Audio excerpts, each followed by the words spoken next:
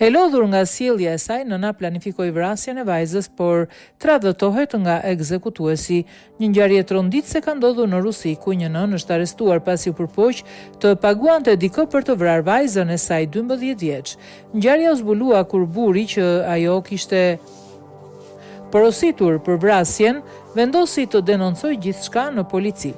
Gruaja 46 vjeçare e identifikuar si Svetlana I ofroi 1.100 euro një të njohuri për të mbytur vajzën në një lumë në rajonin e Chelyabinsk. Ajo justifikoi veprimin duke thënë se ishte e lodhur nga sjellja e fëmijës dhe konfliktet e shpeshta mes tyre.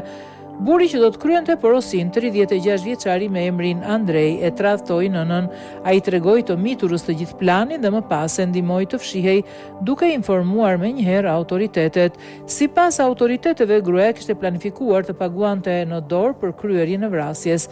Policia ndërhyri në kohë dhe arrestoi menjëherë nënën, e cila tashmë do të përballet deri në 15 vite burg. Vajza 12 vjeçare është vendosur në një institucion social së bashku me dy vëllezërit e saj, të moshës 6 dhe 17 vjeç.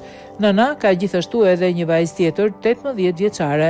Ngjarja ka shkaktuar reagime të forta në opinionin publik rus dhe më gjerë duke ngritur pyetje serioze për gjendjen psikologjike dhe sociale të familjeve në nevojë.